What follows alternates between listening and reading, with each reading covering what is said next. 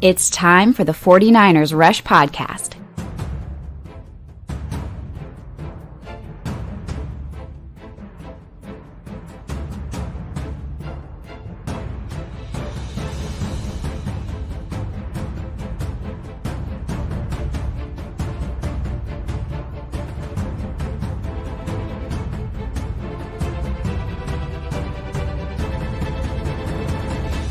And here's your host, John Chapman. All right, what is going on, faithful? It is absolutely great to be with you guys for a second time today. Trying to put in some more time during this free agency period, which is kind of coming to a close for the 49ers. And that's what we're going to be focusing on today. Earlier today, we went over the compensation picks, which is probably one of the most common questions I get in emails trying to explain things. So I just did a whole video. If you missed it, go back, check it out on just how the entire compensation pick process works. So if you have those questions. So today we're going to be talking about free agency. Okay. And kind of parlaying that into the draft and what that looks like. Also got to let you know, get your hashtag CCs in. We're giving away some more stuff today. So if you want a free 49ers Rush t-shirt, hashtag CC, we'll be picking one from here in a little while. So get those in. You still got time for that. All right, we got a lot of questions, and go ahead, and if you are going to ask a question, you want that shown on the show, tag me at John Chapman. That way I can see it. I've got all my notes. I've got research windows open and all that stuff. It just helps me see it a little better. So please do that. Super chats are always appreciated, but not necessary. All right, Steven, first question, and I like this because we've got to talk Jimmy Garoppolo every time. We're not going to focus on him entirely this show for sure. There's a lot more guys to talk about. Steven says this: does Jimmy have it in his contract that he can't be traded while hurt? Okay, well, let's deal with that first. One, no, but there is a little bit of a caveat from the other team's perspective. You can trade anybody that they're hurt. The receiving team just has to waive a physical. So that's one of the usually common things is if a team's going to trade for you, they're going to do a physical and make sure that they know, and are comfortable with everything. So just because Jimmy's injured and can't throw, he can still be traded. That is not in his contract, but it has to be welcomed by the opposing team. Maybe that's part of the reason why Jimmy hasn't been moved yet. Some teams are like, man, this guy can't throw till after OTAs and minicamp. We'll wait and see and make sure he's okay. So that's part of it. I don't think that's really the issue. You kind of have to settle on Jimmy, which isn't a bad thing character-wise, locker room-wise, mentality-wise. It is a bad thing if you want to have a deep downfield throwing attack, which he does not do.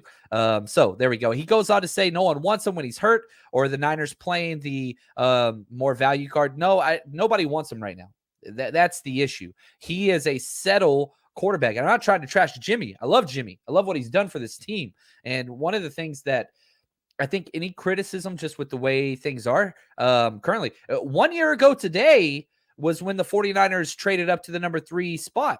And my life's been in shambles ever since, just because the emails and all those things. But like, I'll tell you this, Steve, like it's to the point now where there's these two separate camps and it's, somewhat divisive, and any type of criticism puts you in the Jimmy hater. Any type of praise puts you in the, oh, you're a Jimmy stan. And I hate those terminology because I don't think it's one or the other. Life is never one or the other. Society kind of pushes us those ways, but that's just not reality. Jimmy G is incredible.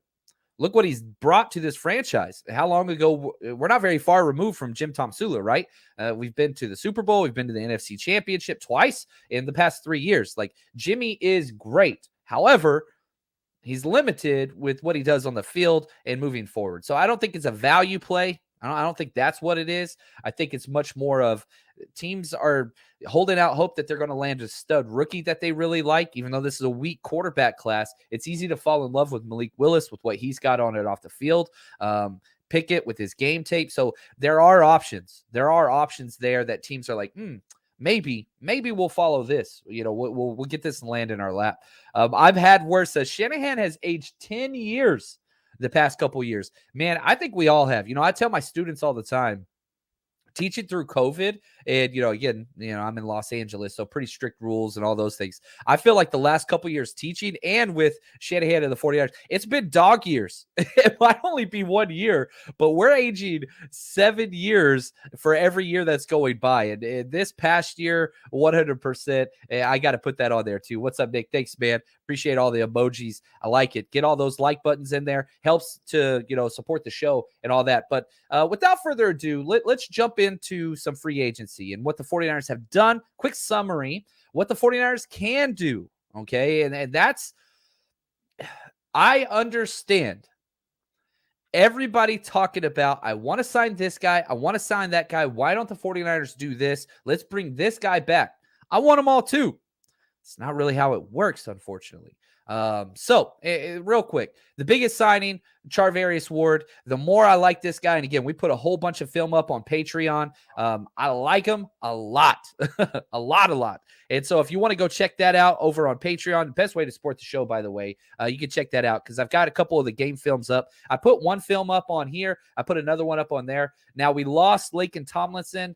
That hurts. That's the biggest ouch to me because that could have been a Trey Lance security blanket that we don't have anymore. Offensive line's a major issue. We're going to talk more about that.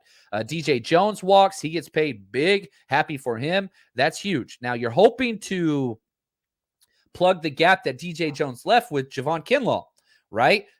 Who, just had the surgery done, the ACL cleanup and all that stuff. The same guy that did Jimmy's leg, same guy that did Nick Bosa's leg. So you're hoping it, Kinlaw was on Brad's show the other day. Shout out to Brad. He's awesome. Graham, he's a great dude. Great film work as well. Saying how he feels way better already than he did at any point last year, which everybody's going to say positive things. But that is positive. That's a great thing. So you're hoping that just plugs in and you're going to be good there. Now, you bring in Greg Odom, which is a relatively cheap deal. And let me say this also, because I think this is very important when we're talking free agency. Any initial contract that is brought up, they're going to say, oh, it's, 3 years, 10 million, 2 years, 10 million, whatever. You got to wait. Those numbers don't mean jack squat. Okay. They don't mean anything. They really, really don't. Because once the details come out, you start to realize pretty damn quick, that's not really what it is. Because everything is far more nuanced. That's just life. We want to boil things down into this simple, whatever, this, that. Okay, so let's talk about Charvarius Ward real quick, okay? Gets leaked. Okay, it's a 3-year, $40.5 million deal. So you do the math, you figure all those things out. It comes out to $13 million, all those things, okay? And then you're like, okay, start looking at the cap hits because that's going to kind of tell you what it is. The cap hit for Charvarius Ward, who's getting $13.5 million, is $3.8 million this year. Where's the other $10 million? Well, you spread it out. He's got 2 void years on his deal already, which this is the new way of the NFL because they're expecting the media contract TV deal to just blow the contracts out of the water. And we're already seeing this year over the past 2 years. So teams are much more just, hey, let's push things to the back with young players. You don't do the void deals with older players unless you're planning a rebuild afterwards. That's a whole nother story. But again, you look at these cap hits. Next year, the biggest cap hit of Charvarius Ward's entire deal, $16.4 million. That's a big cap hit. But again, it's not like he's averaging this 13.5 every year. And then 2024, he's got a $15.4 million cap hit. And we got a potential out there as well. So if he doesn't work, you can get out. You're going to hit some penalties for sure. But you look at the kind of structure of his deal, it's not a $13.5 million a year contract thing. It's not at all. So let's just say hypothetically, it doesn't work out with Charvarius Ward. Okay. And you're like, you know what? We're just going to bounce. We're just going to leave it. 2 years, we're out. If you release him post June 1st, after 2 years, so 2024, you save $13 million off the cap. That's a $1.5 million cap hit if you choose to move on. So you can talk about, oh, they're paying them corner one money. No, they're not. Well, maybe bottom end, but it's like that with every single contract that we have. The details are not as extreme. Agents put that out, and it's a publicity stunt. It's nothing wrong with that. It's It's the equivalent of somebody posting how great their life is on Instagram, right? Like you look through their feed and you're just like, oh my gosh, these guys are the happiest people in the world, which I might be guilty of this as well. But that's not always the situation behind the scenes. You're just seeing the surface level, what they want you to see. That's not the real truth. And so whenever you start digging into these contract numbers, which I recommend going to Spotrac and Over the Cap and playing around, you can start to figure some of these things out. It's never what you think. You know what I mean? And I love Charvarius Ward, and I hope he gets every single penny of his contract. But even if he gets every single penny, it's still not what the agents leaked out. It's just not the reality of the situation. So that's not happening. So with other guys we got George Odom. You know, again, everybody's like, man, why are we paying so much for this guy? He signed a 3-year, $9.5 million deal. Okay, listen to these cap hits. $1.4 million this year, $1.8 million next year, $1.6 million his third year, with 2 void years where it's under $1 million cap hit spread out. Like, there's no way at any point in this it gets to that $9.5 million. It just doesn't do it. It does not happen. So don't be stressed out whenever you hear those numbers. You got to wait and see. You just got to wait. But I really do like this kid. George Odom coming over safety help. I don't think, they told him he's not coming in to compete for the safety spot. He's added depth in the safety spot. And, I got to jump out of free agency real quick and talk about this because I think it's important. There has been so much slander against Talanoa Hufunga. And I don't understand why or where this is coming from. I think, again, we're seeing this common theme with the 49ers where they fall in love with an old vet, Jaquiski Tartt in this reference. And so they see the competition with the young rookie and they pick a side. Stop picking sides. That's not going to get you anywhere because now you start rooting against players on your own team. Does Hufunga have limited athleticism? Yes. Does he have amazing instincts? 1,000% yes. Does he have an amazing motor? Yes. Does this front office and coaching staff believe in him? 100% they do. Remember, when Tartt was healthy, they were swapping series. So the 49ers saw him in his rookie year as interchangeable to what Tartt brings. You want to talk about missed tackles? Man, he's 1,000% better than Tartt. Is he better than Tartt? I don't think so. But could he be better than Tartt? Yes. 100% he could be. Now, again, everybody's like, oh, we're going to bring back Tartt. Why would you bring in George Odom if you're going to bring back Tartt? We have 4 safeties currently. Jimmy Ward, Tarvarius Moore, Hufunga, and now Odom. You're not going to pay 5 safeties what Tartt needs. Now, Tartt's probably going to get like a $2 million contract. And again, people are getting hung up because on a guy that's going to make $2 million as a safety, like, there's a reason why he came back last year, and I was glad he did. And I hope he comes back this year. I would like for that to happen. But that doesn't mean you have to trash on Hufunga. Does Hufunga have issues? Yes, 100%. There's a reason why he went in the 5th round, right? And that's okay. But the playmaking ability is there, and there's positives there. There's great things. So this coaching staff seems pretty damn happy with what they have at that safety position. Could they draft somebody? I hope they do. I would like a little bit more youth to compete and a possible Jimmy Ward replacement. But again, we got to chill out on this stuff, man. Like, I don't know where that comes from, where people just start openly bashing all these guys. I don't know. We'll see there. I'm seeing a whole bunch of freaking, man, there's a lot of stuff there. I don't want to talk so much about Jimmy. I don't want this to be a Jimmy episode. This is something unique and controversial, and I'd love to talk about it just because I think it's important. Roy asked this, thoughts on Colin Kaepernick's latest attempts to play. Man, why the hell not? You look at what's happening in the NFL right now with Deshaun Watson, which if you watch that press conference, good gosh, that was the ultimate cluster and black eye to the NFL and Browns I've ever seen. Not saying that he's guilty. I'm just saying the look and the optics on it were awful and atrocious. And the fact that he got up there and talked about how he has 0 regrets and how my biggest thing was he started it off with a lie. Whenever they were like, can you talk about how the contract of the Browns led you to choose them? And he's like, oh, it wasn't the contract. I didn't even know the numbers of the deal. And it was like, what? Like, dude, you're lying to start your entire thing. How do we believe anything after that? Because he told everybody told everybody that Cleveland Browns were out of it, and then they guaranteed the contract fully. So if he did get suspended, he would still get paid fully. And then he chose them over everybody else and saying, oh, yeah, I always wanted to go there. 100% BS. 100% BS. And it just looks bad. The owners weren't there. It just was bad optics, right? You look at Tyreek Hill getting the guaranteed contract, which, again, you go back through his past, you don't have to look far. So you have these two players that have very checkered pasts that have hurt people, several people, in both instances. And then you have Colin Kaepernick that can't play. Now, I don't want to get into all the other stuff. The question I want to ask is he a qualified backup in the NFL? I don't think anybody would go against that. You look at what the 49ers team lost in 2014 going into 2015.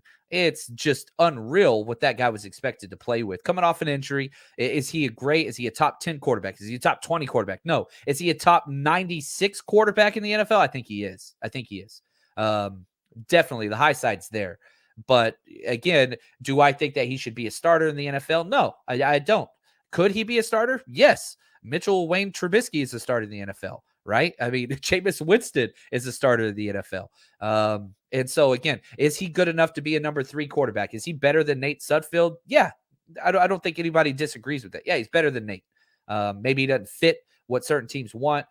Should the 49ers bring him in? They're not going to. There's no way. But anyway, that's just my thing. I think everybody should get the right to play, and I think he chose his path. And, I tell this, I teach government and economics and AP US history, and I tell my kids all the time, freedom of speech costs. It costs. Do you get arrested? No. But do you lose out on other things because you're speaking up for what you believe in? Yes. And that's the way this should work. And so the fact that he lost out on those things, I'm not saying it was deserved, but he made his choice. I'm glad that he stood up for what he did. I love people speaking up for what they believe in, even if I disagree with them. I think it's important. And so I love that he spoke up and the consequences for it. I love that he settled with the NFL and got a giant paycheck, but I would also love for him to be back in the NFL. If Tyreek Hill can freaking play, if Frank Clark can play, if Justin, there's such a long list. I'm doing research now for the draft, and man, you're seeing some of these guys with arrest records and rap sheets. The Cowboys are smiling about it. They're going to draft half of them, I'm sure. But good Lord, half of the Cowboys' damn roster shouldn't be allowed to be playing football on TV. Colin's never hurt anybody. So I'll throw that, whatever. RIP my mentions. I'm sure they're going to be terrible now. But don't pick a side. It's never about picking a side. Understand you're an adult. That's why you're here. At least I hope you're an adult. If you're not, that's okay. Now, let's go back to some more players just coming through. We signed Ray McLeod again. Everybody starts talking about that contract. This one, I think, is probably the biggest example of just wait and see. Okay, just wait and see. Because essentially it's a 2-year, $4 million deal. Everybody's like, you paid this guy $10 million? No, we didn't. It's a 2-year, $4 million deal. He's cheap, super cheap. Literally, you can move on after this year with no issues. So the issues aren't bad. Now, I do like him, and I saw this question in here from Mark. He says, John, what round will we start going for receivers? If Christian Watson's there, you spend that first pick, possibly even trade up for him. You got to make Trey Lance comfortable. That's the whole plan. That's my whole offseason. We haven't done it yet. Hopefully the draft will be able to do that. But you got to get wide receivers. Right now we have 4 wide receivers. That's all we have. We've got our big 3, our starting 3, right? Debo, Ayuk, and Jennings. And then now we got Ray McLeod. That's it. We got 4 guys. You have to get more. Will the 49ers bring in more? Yeah, but it's going to be on veteran minimum deals that are going to be backups or rookies. That's what you got to do. So hopefully early, if not in the second round, third round. Tomorrow I'm going to be doing a mock draft episode, which I post free agency mock. And I'm telling you right now, second, third, fourth round, I'm getting a wide receiver. And maybe in the second round, it's one of the first positions I look at, that and edge. There's 2 positions that I think have to be addressed in the draft. And I think that is edge. And actually, I'll take that back. Edge is a little bit more of a luxury, especially after bringing back Kerry Hyder, Willis, like Omenahue. We've got Samson. Like, we've got edge players, but we don't have that burst edge guy like D Ford. Even though he's on the roster, he'll be on the PUP list. Maybe not. I don't know. You can't count on D Ford anything except for restructures. That dude, he restructures so much, man. Like Groundhog Day every time. And happy for him. Get his money. And not upset about that. But yeah, so wide receivers, interior offensive linemen. Those two are my prime. Like, you have to target those. Have to. Now, staying with this, Hassan Ridgeway we brought in, extra depth piece on the defensive line, which we are stacked on the defensive line. We have 12 players under contract right now. You only keep 10. That's it. 10. You keep 10. We've got 12. So the competition's underway. So if you draft there's nothing wrong with that. Nothing wrong with that at all. But you're kind of not setting yourself up for failure, but just understand there are people that are not going to make this roster on our defensive line that are here now. Even if it's just guys like Alex Barrett or, whatever, like, guys that are just perennial practice squad players. Like, I'm not trying to knock them, but like, you sign with Hassan Ridgeway might not make this roster. I think he will. He only made like a $1 million deal, I believe. Like, it was a tiny deal, which is okay, but like, it's not like he's breaking the 1.8 million.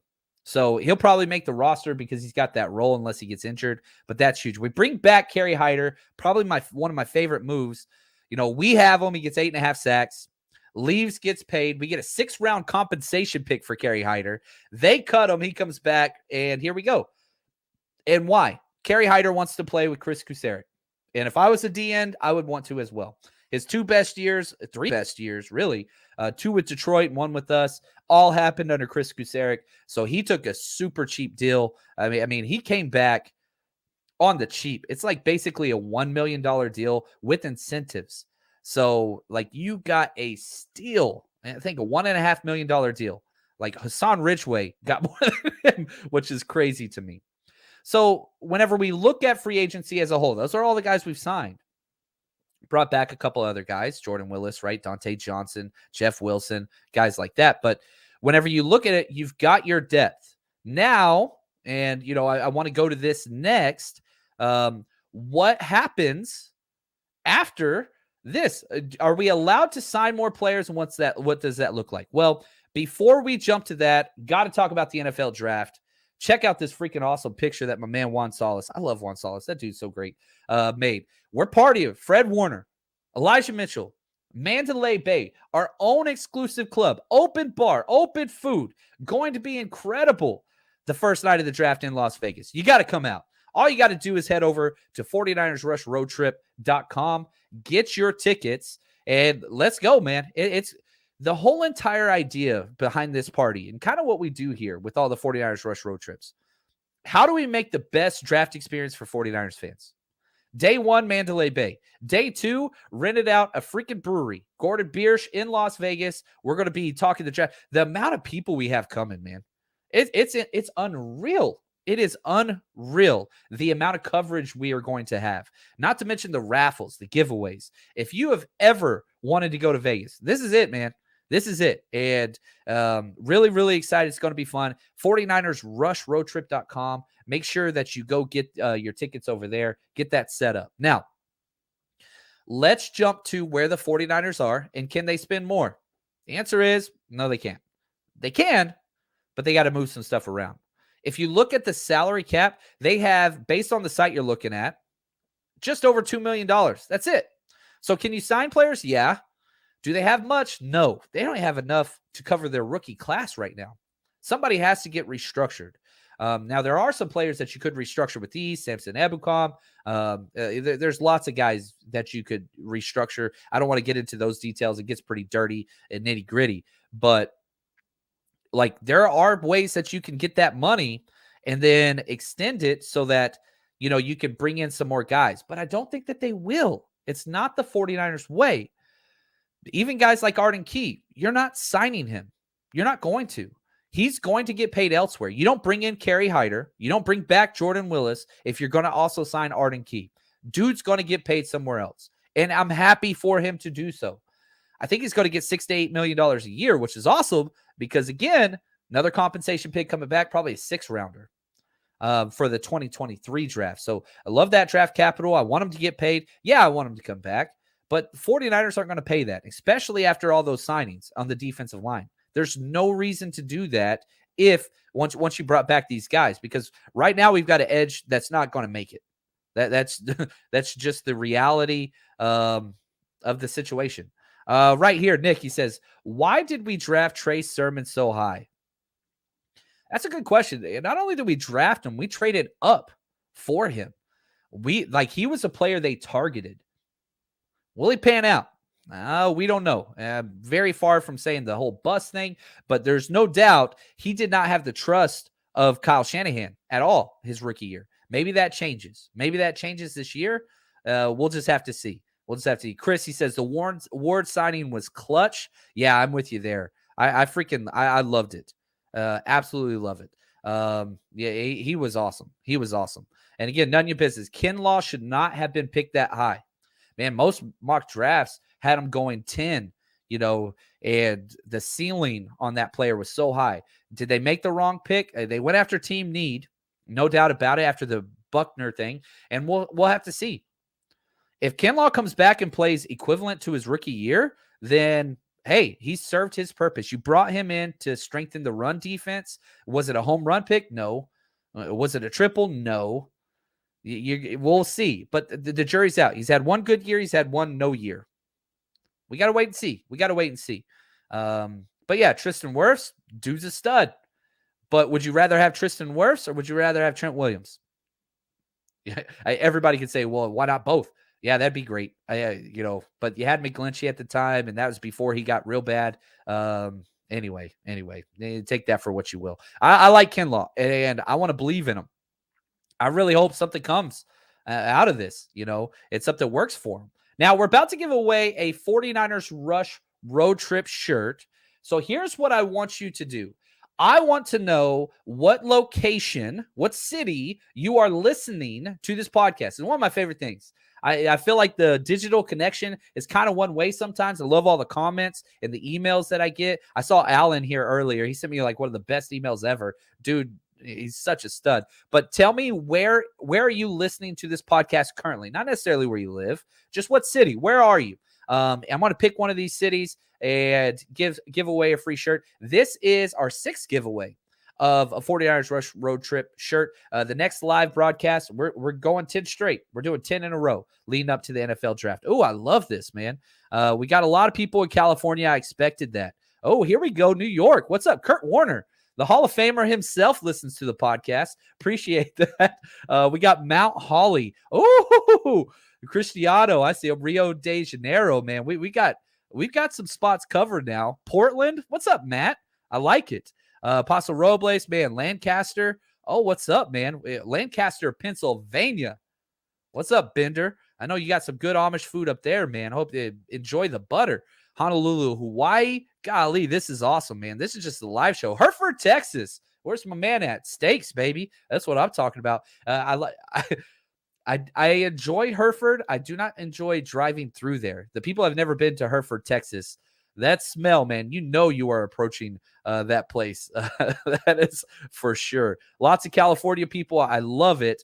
And I love that AZ 49ers Empire is from Phoenix. That might have raised a red flag. I love it. Hillsboro, Oregon. Yeah, keep getting those. What's up? I love it. Keep getting those locations in there. Yeah, Niner Gang worldwide. And, one of my favorite things is just to see how many people download the podcast. Audio is usually pretty big overseas. And just the amount of countries. I looked back just last month alone, and it was something like 20 plus countries download this podcast on the regular, different listeners from those with their geolocations and whatnot. Yeah, Niner Gang worldwide. We have the best fan base. There's no doubt. I mean, the fact that we do the 49ers Rush road trip at all, right, is just such a statement to how awesome these people are and how awesome the commitment to go with their team is. And man, we're going to be traveling to every away game this year. So really, really excited about that. So here we go. We got to do this. We are going to do, oh yeah, we're doing this one. Shout out to Neil Sparks. Congratulations, my friend, from Lewiston, Idaho. I've never been there. Never been there. So this is like one of the few areas that I saw in there that I haven't been. Just want to say congrats, man. I need you to email me, 49ersrushroadtrip.com. I'm sorry, 49ers Rush. Goodness, I got too much on my head with this trip. 49ers Rush Podcast at gmail.com. And I'll get you the information to send you your shirt out. Just want to say thank you so much, Neil, and everybody for all of the support, man. Hey, you guys, y'all are unreal. I freaking love this. I love the positivity, and I love how we're not clickbaity and all that stuff. It makes me happy. Nick, here we go. How can the 49ers win the draft? I came out last year talking about if Trey Lance hits, nobody's going to remember Trey Sermon, Aaron Banks, anybody. Trey Lance hits, it's a win. So I want to piggyback on that. Free agency, we haven't really helped Trey very much. Ray McLeod, that's it. You brought back Jeff Wilson. He doesn't move the needle too much. There's nothing huge there for me. You got to do something to help this guy. Christian Watson would help this guy, the guy he threw passes to at North Dakota State. Some stud O-linemen. That would help move the needle. A good running back, a speed running back would be nice. I know that I love, as always, whenever, the 49ers draft running backs late because we've hit on so many gold mines. But at the same time, man, there are some running backs in the 3rd and 4th round I wouldn't be mad about. I don't want to spend those assets, but man, if the 49ers trade back and get a running back, that's the thing that bothers me with the Trey Sermon thing, right? You don't trade up for running backs. You trade back for running backs.